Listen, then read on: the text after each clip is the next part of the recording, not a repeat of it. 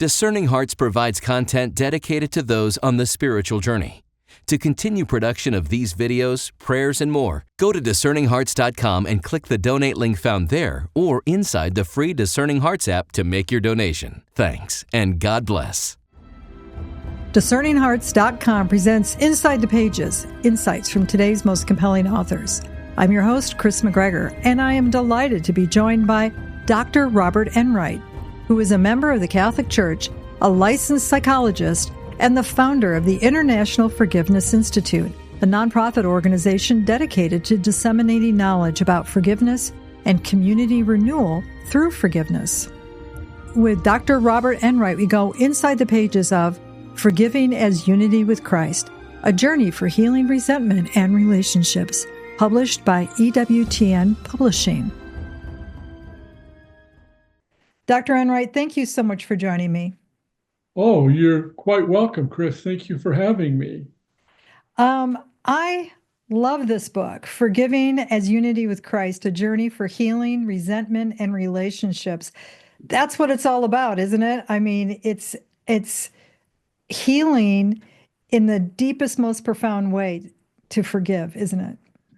It is, actually, and a lot of people don't even realize that. They kind of live with resentment in their heart, and they sometimes think that's just the way it is. I have to live with this. And I have found over years of studying forgiveness that it actually can cure the effects of injustice, such as resentment, discontent, mistrust, in ways that nothing else on the planet can actually be as effective.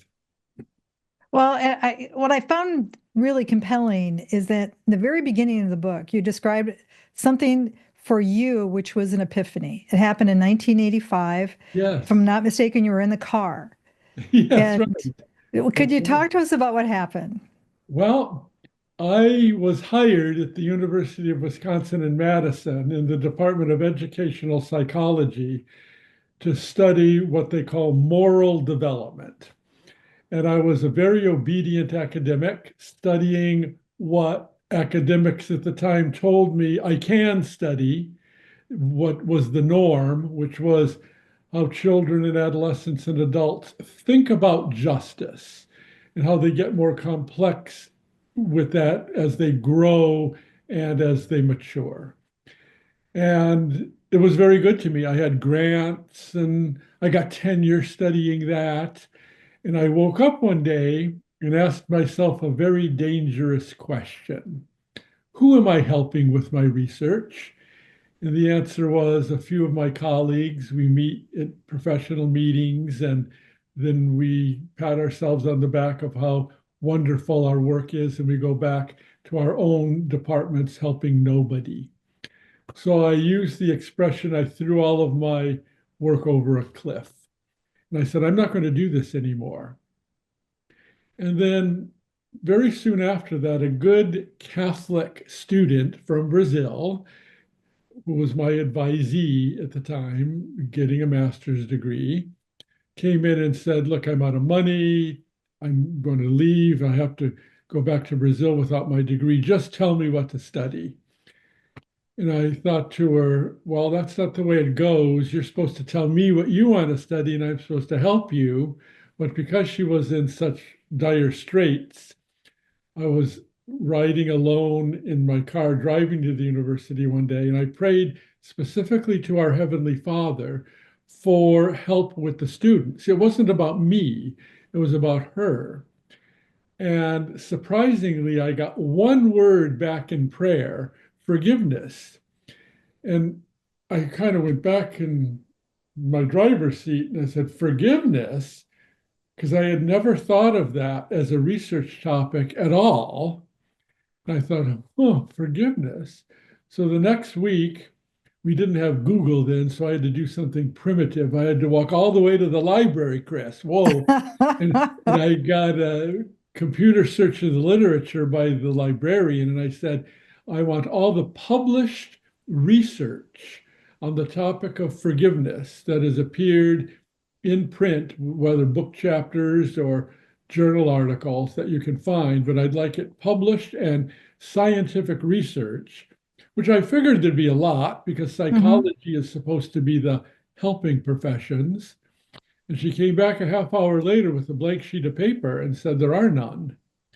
And I had a friend do the same thing at the University of Kansas at the same time, and he came back with a blank sheet of paper. So I thought, well, this is for me. I think I'm going to try this, but there's no published work to lean on. So I started talking to graduate students saying, do you want to try a new moral development topic? And I had probably, I can't remember now exactly, probably 6 to 8 graduate students from kind of all over the world, Greece, Taiwan, Korea, the United States, and we all sat around on a Friday morning asking 3 questions. What is forgiveness? How do you go about it? And what happens when you do? And I'm still asking those 3 questions. I'm a slow learner. I love it. I love it. The morality, justice, and forgiveness.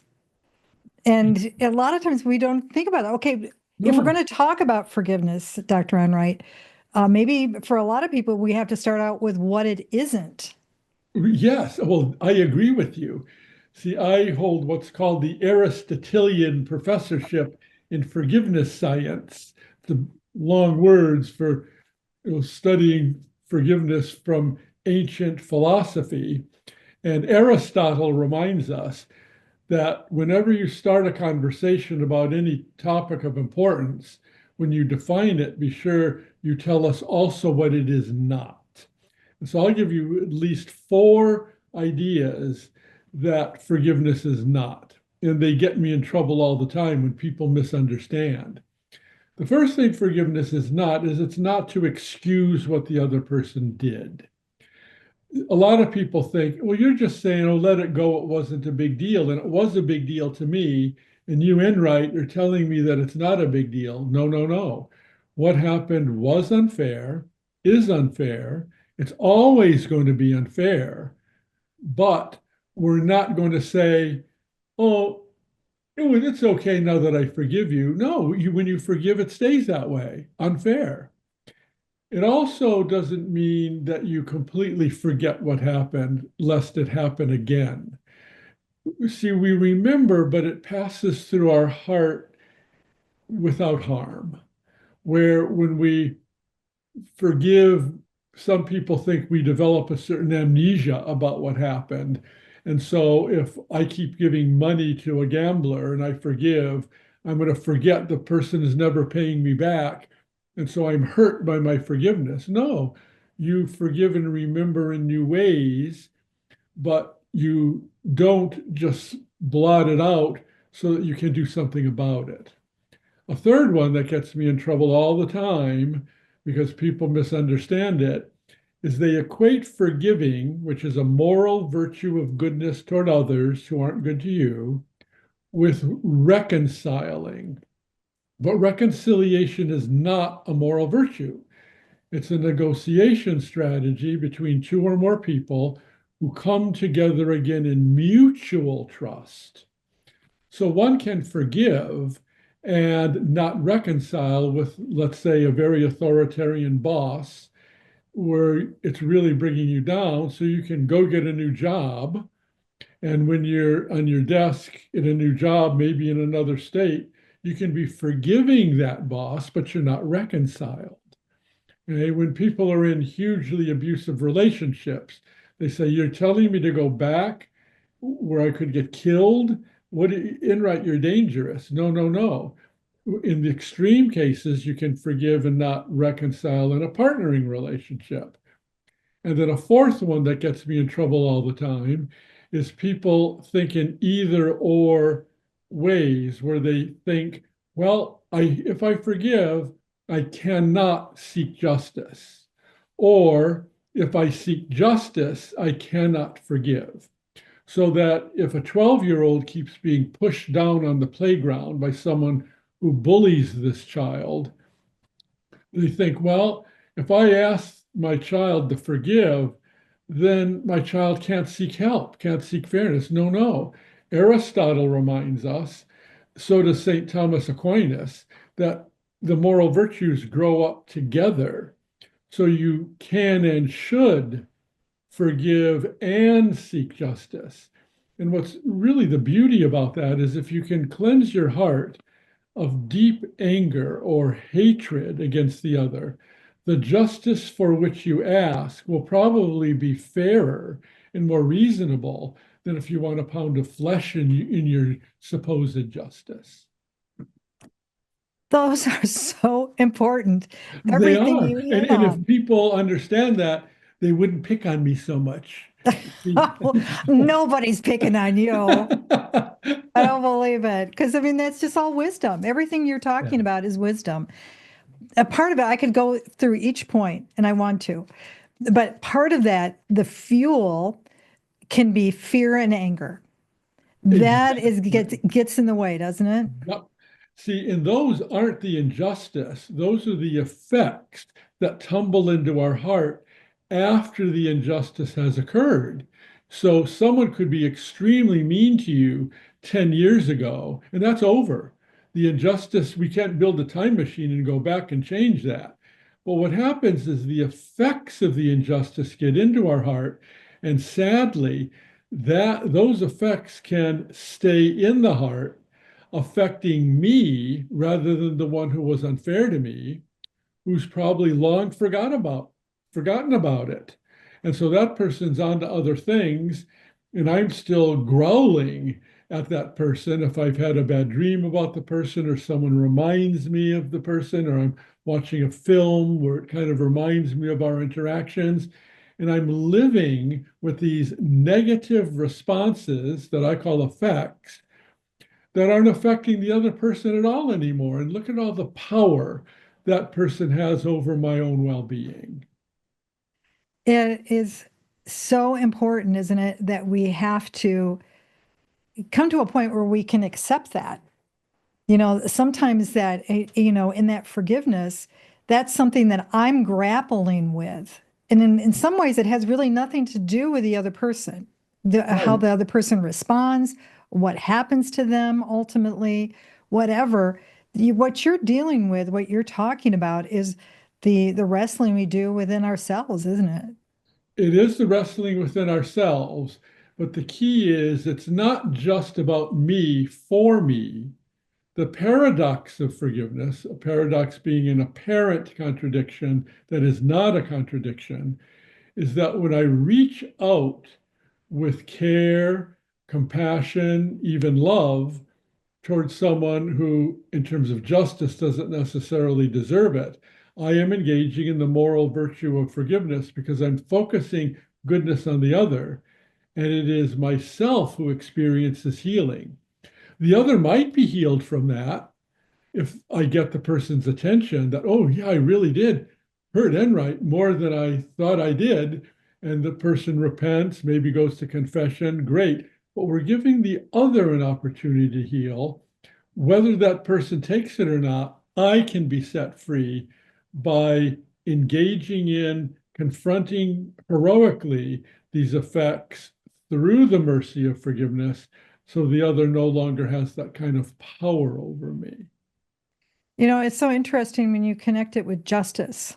I think that is really key because when we have been hurt or harmed or something's been taken from us, maybe it's trust, so Mhm. whatever that is, when we think of justice, we think of there's an arbitration and that person will have to be held into account. Right. And where that justice is obtained, in this case, when in areas of forgiveness, I think that's where people almost have to release that. Like if you were to go to court, you would leave it in the hands of the judge. So for the Right. Christian, who's the judge? Right. Distributing justice. Right. Yeah. Ultimately, the justice comes from our Heavenly Father. That's very obvious. At the same time, I can work with the grace of God to effect a certain justice. If someone, for example, keeps beating up other people, it would be good if they beat me up, if I forgive, but it would be good if that person was in custody for the sake of other people, you see. So when I Absolutely. work for justice as I forgive, I'm not doing it for revenge. I'm doing it to protect others as well as myself because this person refuses to change. And we in society, in our communities, have to do something about this to protect others from the grave woundedness in that other person's heart, who's in all likelihood displacing anger and hatred from others now onto unsuspecting victims.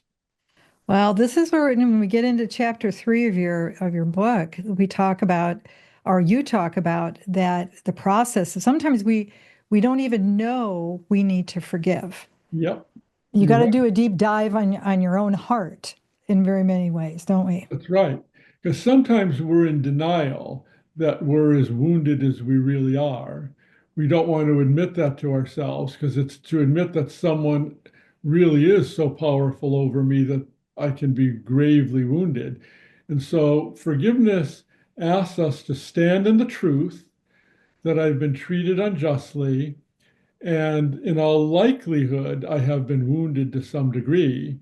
And in some cases, I'm wounded even more than I realized. And that actually becomes a motivator to do something about it. And again, forgiveness offers a person a chance of healing that woundedness in the heart, possibly helping the other with that person's woundedness, and then healing the wounded relationship, possibly. But it doesn't always happen. Yeah, it's hard sometimes when somebody has wounded us, there's a desire to have them ask for that forgiveness. That's right. Yeah, because that takes humility. But oftentimes, just as my need to forgive oftentimes is motivated by the discontent in my heart, as well as wanting to be good to the other person for the other's sake, this idea of seeking forgiveness has ways of hiding that from us, where we don't admit as much guilt, or we say, well, the other deserved it, or what I did wasn't so bad. So it really takes grace to do both, either forgive or seek forgiveness. And so eventually that guilt can gnaw at us to such a degree that we do want to do something about it. And that's where confession comes in, and then going to those we've hurt and saying, when I think about it, I think I really did hurt you, and I'm sorry, and I ask you to forgive me. But see, here's something to keep in mind, Kris, about this. Just because I apologize and ask for forgiveness, the other might not be ready. And we don't want now to say, well, I've done this. Now you're pressured and have to forgive because I asked you. See, we have to give the wounded person a chance to heal, to say yes through free will, to walk the pathway of forgiveness, to grow in it to some degree.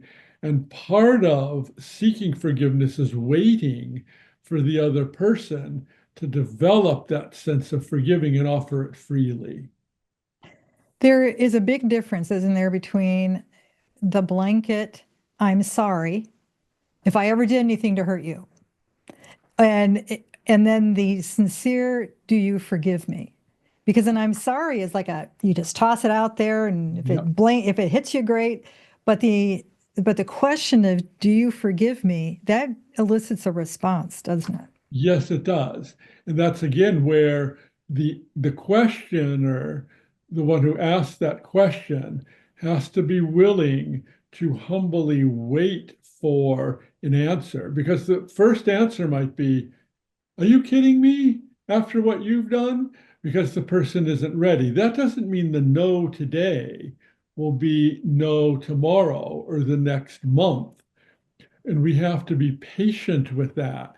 And that's why both getting together with the forgiving and the seeking forgiveness is hard, because they're not always at the same point of their journey. See, one might be much farther along than the other, and one is really ready to forgive, and the other really is not ready to seek it. And so once we can work with one another and get on similar pathways near the end of it, that's when the beauty of reconciliation is possible. It doesn't always happen, but forgiving and seeking forgiveness in both pathways make that possible. We're talking with Dr. Robert Enright about his book, Forgiving as Unity with Christ, A Journey for Healing Resentment and Relationships. If I could give a gift to every priest, every deacon, anybody involved in ministry, well, just about anybody, quite honestly, would be this book.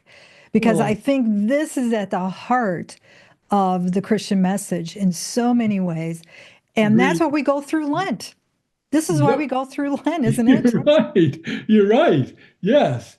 And the idea of, suffering along with Jesus Christ, which we go through in Lent, and of course, the culmination of the suffering is Good Friday, and then the resurrected heart is Easter Sunday.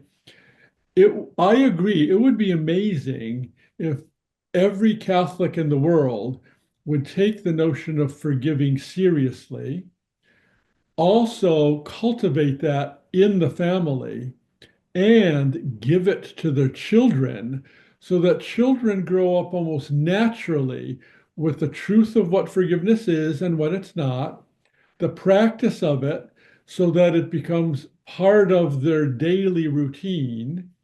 And quite frankly, Kris, I would like to see forgiveness education in every Catholic school in every country in the world. I'm greedy. I want to see this everywhere for the sake of the children. What's the point of education? Isn't it to prepare for adulthood? Why don't we prepare people for the tragedies of injustice that invariably inflict all of us?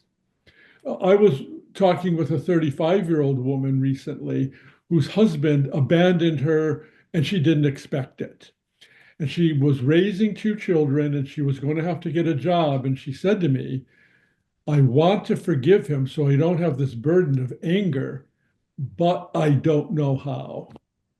See, what if she was taught forgiveness in the family and in her Catholic school, it would become naturally to her, just like breathing in and out. And she wouldn't have to say to me, but I don't know how. She would have been practiced over about 30 years. And that's why I'm greedy, Kris. I want forgiveness education in every Catholic school in the world. You're not greedy. You have a Christ-like heart. I mean, isn't that why he gave us that prayer?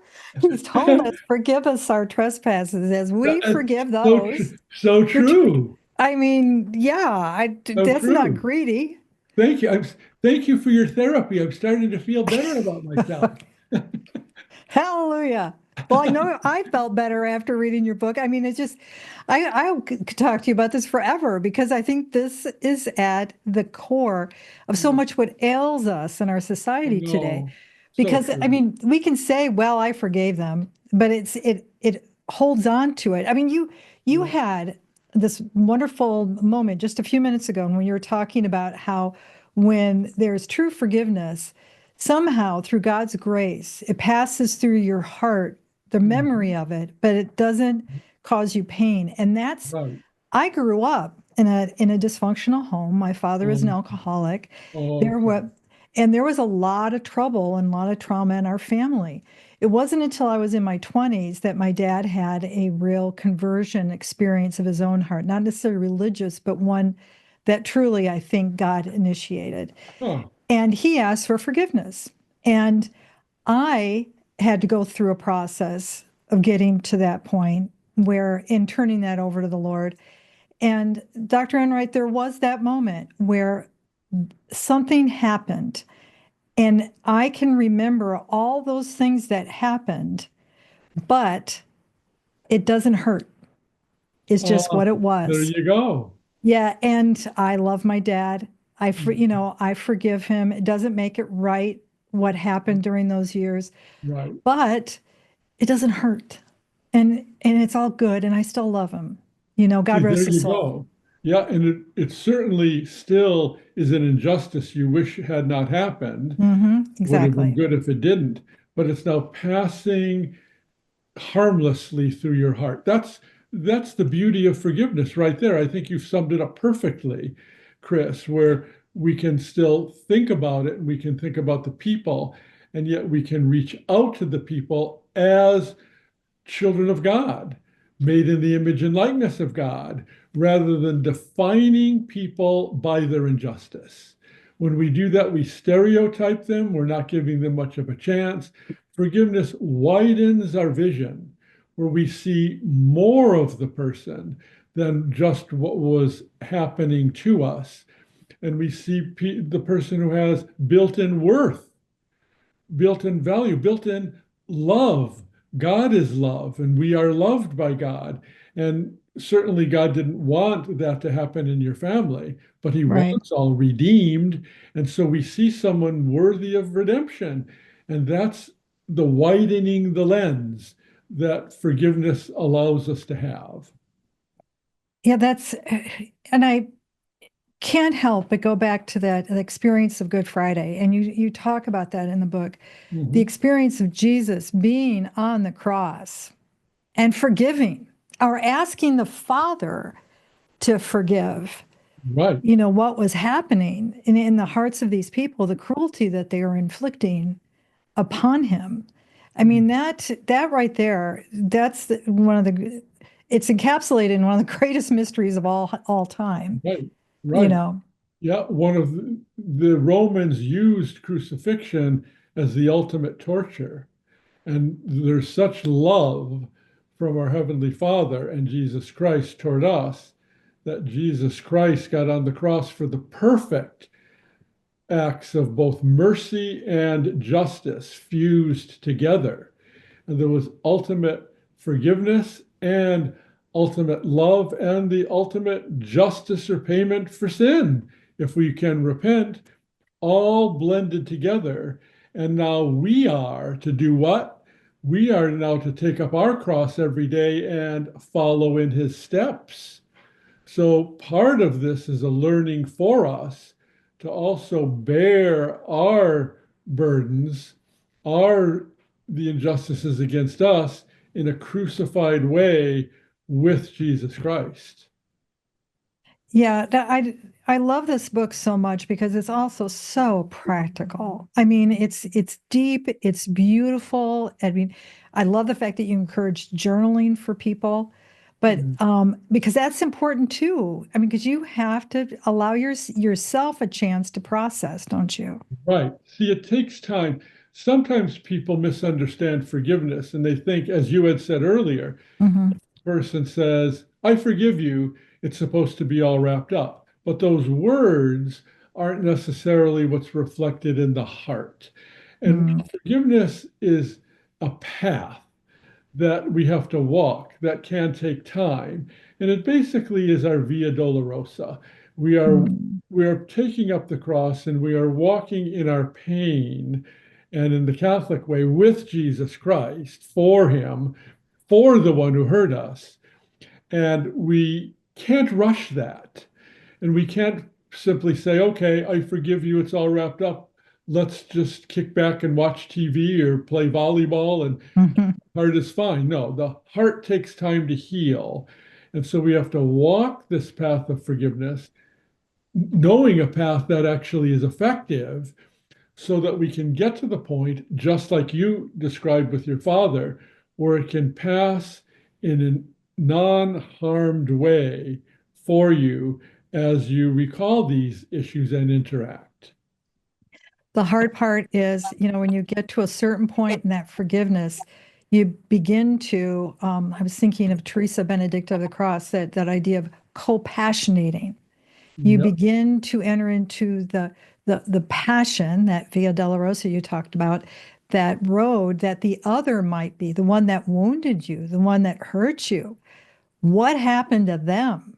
What do they need to forgive? And will they ever get there? Maybe, maybe not. I mean, but you begin to have that empathy or that goes even deeper. Yep. See, as we are wounded and as we walk with Jesus Christ on his way to Calvary, and we realize he's wounded and I'm wounded together, there's a tendency to ask the question, is the one who is standing there who hurt me also so wounded? And that's in part why I was wounded. Not to excuse, remember, that's not what, That's right. but we're beginning to see someone who is very much in need of Jesus Christ, who might not have appropriated grace enough to heal his or her own wounds. And now I have become a victim of that person being wounded gravely by others. Again, not to excuse, but to understand better. And as we do, we realize our heart might be softening toward this person. Why? Because this person's in need of salvation just as I am. And maybe my walking this path with Jesus and eventually on his cross with him, this redemptive suffering might be efficacious in helping to save this person. And that's when the heart really starts softening, because we're supposed to bless those who curse us. It's biblical. And as we do that and our heart softens, you see that takes away some of that stony, cold hardness of the heart, and the heart starts softening. And the more we do this, the more it softens until we realize, I'm being healed of a burden in my heart that literally could have been with me for the rest of my life. Yeah, and what you're talking about is the softening isn't necessarily the warm fuzzies. Right. Sometimes you think, and this is all connected with the great love your neighbor. Mhm. How do I love? And, that forgiveness is tied into it, but it's not the same thing as that emotional feeling, the eros type of love. It's the more of the agape where I will it in a Right. way with Right. God's grace. That's right. See, there are four different kind of loves in ancient Greece, and it was really up to Thomas Aquinas and others who followed him to define the major hard one, which is agape, Agape, which is to reach out to the other for the other's sake, even when it's difficult for me, or even if it's painful for me. And see, that's the idea of the cross, where we can reach out with Jesus Christ on his cross with him and redemptively suffer. There's agape for the salvation of the other person. And that is love in its heroic, deepest sense, that we can't accomplish it alone. St. Thomas Aquinas referred to agape as charity, and he said it's an infused virtue. Without the grace of God, it's Exactly. very hard to have agape love toward those who've wounded us.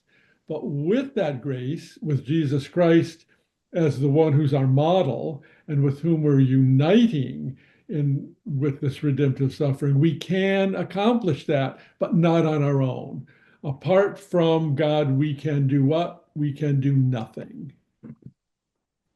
Exactly. And well, I think one of the great acts of love and grace is your work. I just love this. I mean, this is like that. I just want to shout it from the mountaintops. I'm doing the best I can just through this vehicle because and it's not only, again, we're not just talking about forgiveness. We have to understand the concept of justice.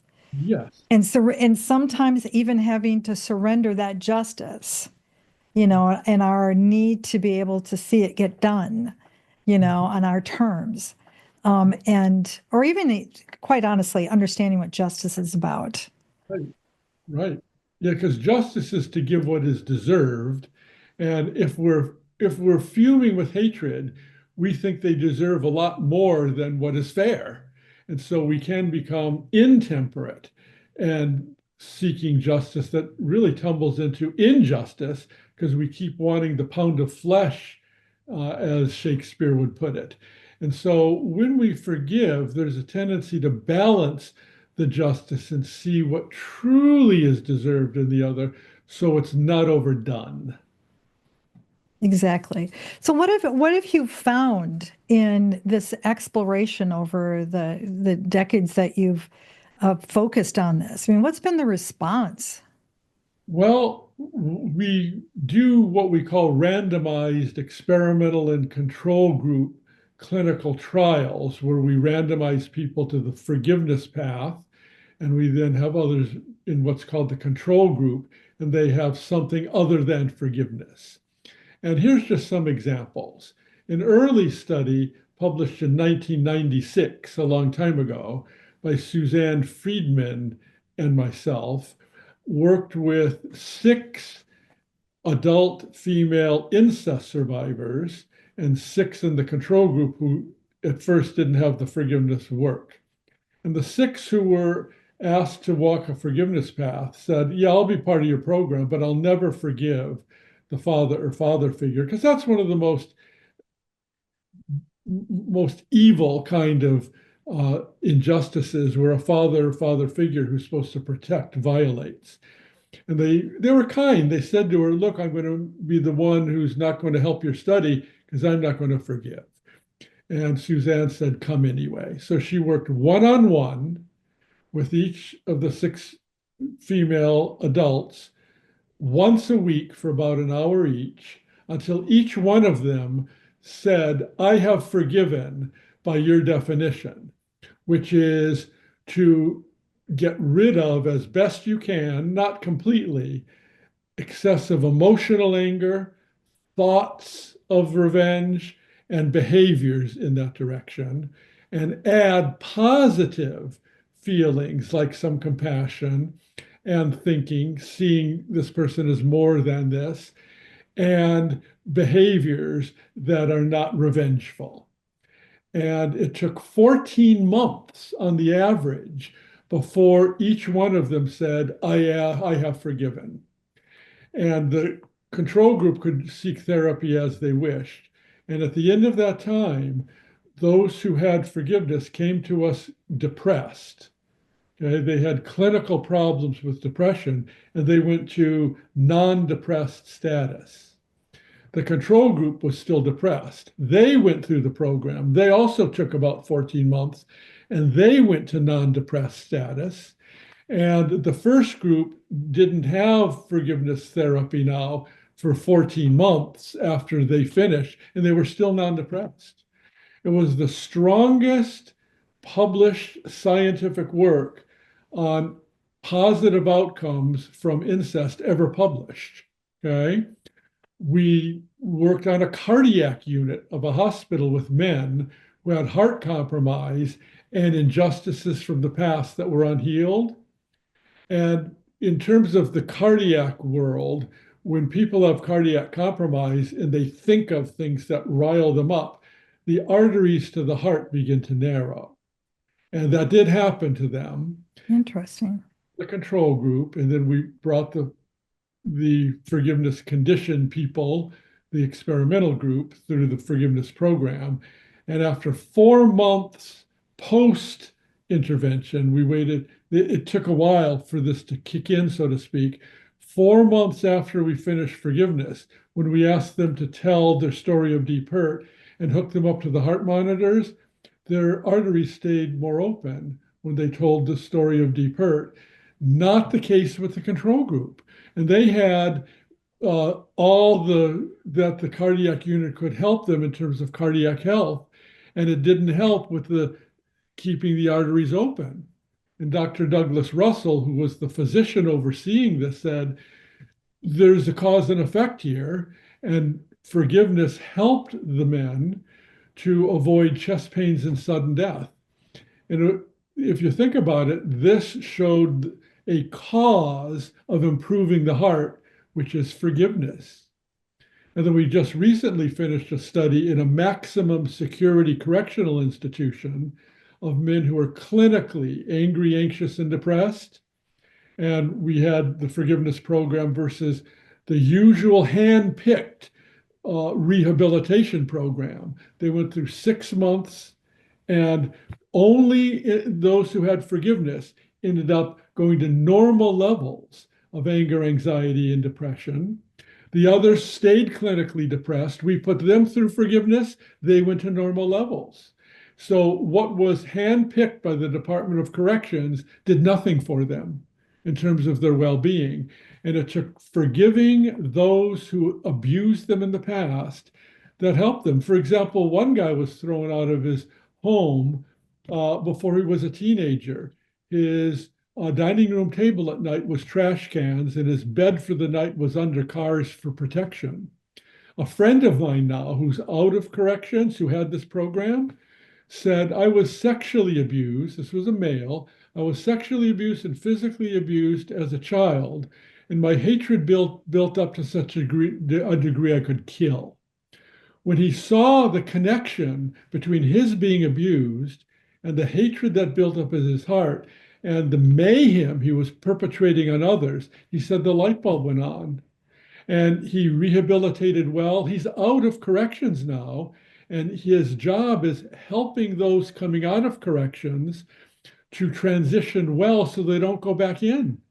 So the forgiveness program helped him get a job where he's helping others reduce their anger so they don't keep repeating it. So we've gotten some quite startling effects, and there's a lot more than that. But I don't want to go on and on, but those are three examples of how forgiveness can really change a person's entire world. Well, I'm so grateful for the time that we've had. I wish we had more, but I would not be doing justice to the topic if I didn't talk about self-forgiveness. Yes. That's huge, isn't Yes. it? Yes, it is. Now, some people say you can't self-forgive because you can't forgive your own sins. But again, we have to talk about what it is and what it is not. Do you forgive other sins when you forgive other people who've hurt you? No, you're not forgiving sins. You're reaching out in goodness toward the person. And you're not forgiving your own sins when you self-forgive. You are, same thing with the others. You are seeing your own humanity. You're seeing your own worth. You're seeing you're made in the image and likeness of God. You widen your perspective of who you are. You are more than what you did. And so you're beginning to welcome yourself back into the human community. But you also, here's where it differs from forgiving others. You go to those you have offended and you seek forgiveness. And who's the first one you've offended? God. So what do as Catholics, everybody? You go to confession. Do you see how forgiving and the sacrament of confession fit together perfectly? And so you seek forgiveness from God, and you get the grace to go to people you've offended and seek forgiveness, knowing they might not forgive you immediately, but then you have accepted yourself back into the human community. You've done your best toward others. And even if others rebuff you and say, forget it, I'm not ready, get out of here, you have done the best you can, especially with God and confession and with yourself. And you can go in peace, knowing you've done your best and not let the others' criticism of you be the defining characteristic of who you are. Yeah, I've said it so many times. I love this book. I mean, I have to. Forgiving as unity with Christ, a journey for healing, resentment, and relationships. Because when you heal, then you become that wound, it heals up. You become that hole is no longer there. You become holier and you're Well, leading towards holiness, yeah, right? And right. so that's the desire, isn't it? That is the desire. That's right. See, we surprise ourselves when we forgive, that we find new gifts, such as a closer relationship with Jesus Christ, if we can redemptively suffer with him first on his cross with him, with Pope St. John Paul II recommends that we redemptively suffer because it then transforms suffering into love. Okay, and we do that. And so, a surprise is I've grown closer to my Lord and Savior, Jesus Christ. And then I'm learning more deeply about loving those who haven't loved me. That's a whole nother dimension where forgiveness is also transformed into love. Suffering is transformed into love with Jesus Christ. Forgiving is transformed into love with the love of Jesus Christ flowing through us toward the other, where we pray for the other's salvation. We get good things we didn't even expect. Forgiveness is like that. It resurrects the heart. I want to go to Madison, Wisconsin, and just sit at your feet. I wish I was in one of your classes. This is so awesome. The book is so good. Forgiving as Unity with Christ. I wish we had more time. I know you're a busy guy, but any final thoughts?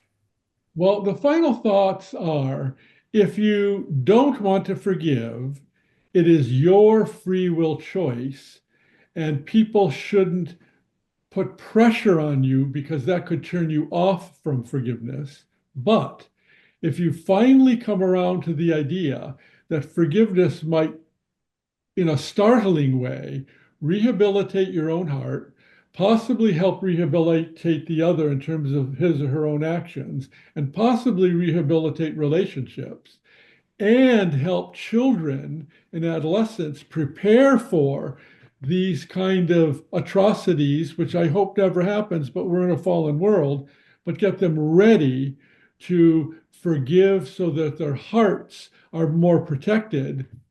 I think we need to take forgiving far, far, far more seriously in our world than we have throughout the history of the world, to be honest with you.